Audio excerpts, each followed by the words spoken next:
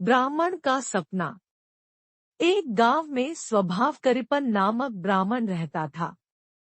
वह घर घर जाकर भिक्षा मांगता और भिक्षा में प्राप्त अन्न से अपना जीवन निर्वाह किया करता था। भिक्षा में प्रायः उसे गेहूं का आटा मिलता था, जिसमें से वह थोड़ा भाग खाता और शेष को एक घड़े में भरकर घड़े को रस्सी की सहायता से एक खूंटी पर टांग दिया करता था।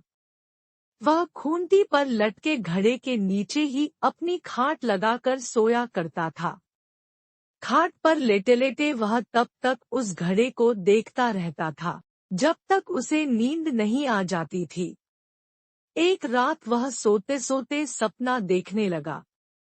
सपने में उसने देखा कि उसका घड़ा गेहूं के आटे से पूरा भर गया है। वह अकाल का समय है। इस अवसर का लाभ उठाकर उसने अपना गेहूं का आटा अच्छे दाम में बेचकर कुछ धन कमा लिया है। उस धन से उसने 2 बकरियां खरीद ली है।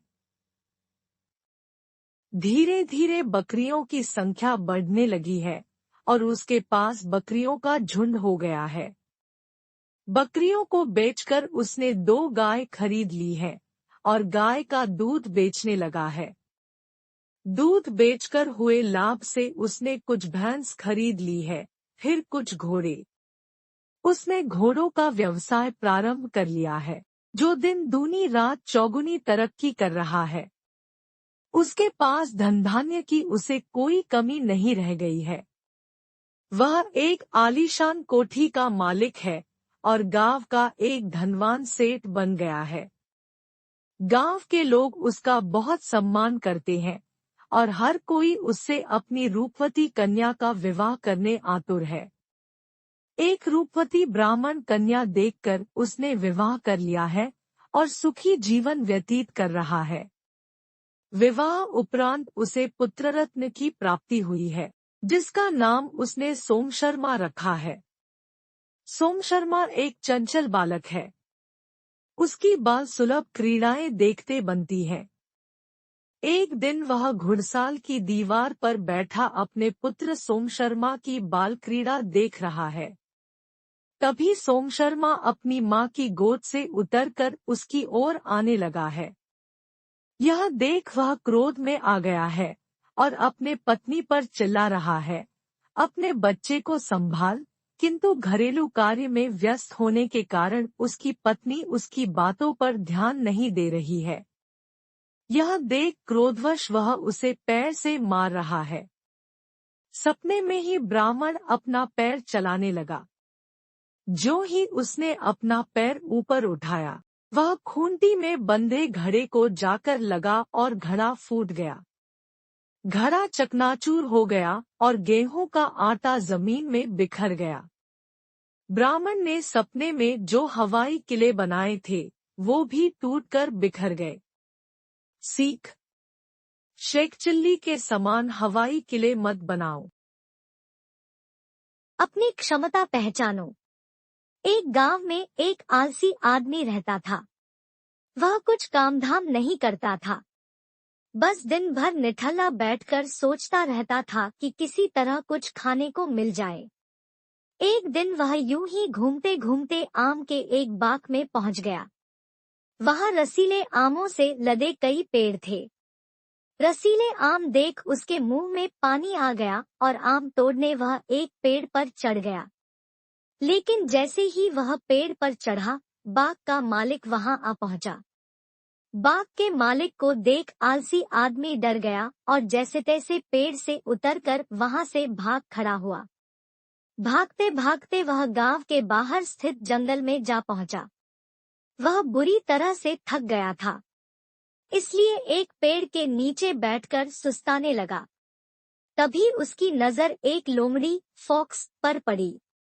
उस लोमड़ी की एक टांग टूटी हुई थी और वह लंगड़ा कर चल रही थी।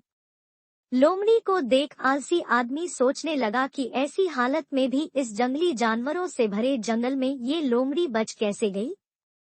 इसका अब तक शिकार कैसे नहीं हुआ? जिज्ञासा में वह एक पेड़ पर चढ़ गया और वहां बैठकर देखने लगा कि अब इस लोमड़ी के साथ आगे क्या होगा।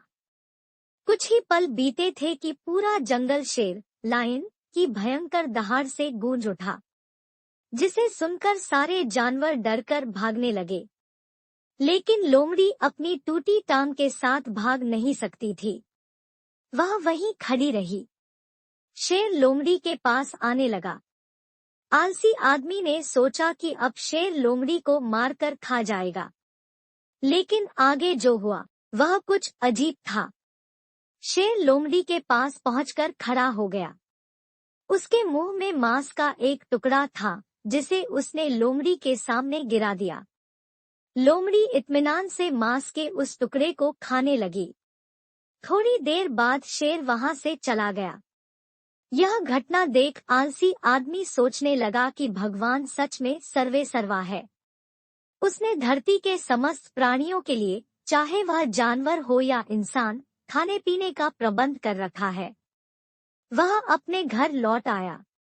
घर आकर वह 2 से 3 दिन तक बिस्तर पर लेटकर प्रतीक्षा करने लगा कि जैसे भगवान ने शेर के द्वारा लोमड़ी के लिए भोजन भिजवाया था, वैसे ही उसके लिए भी कोई न कोई खाने पीने का सामान ले आएगा।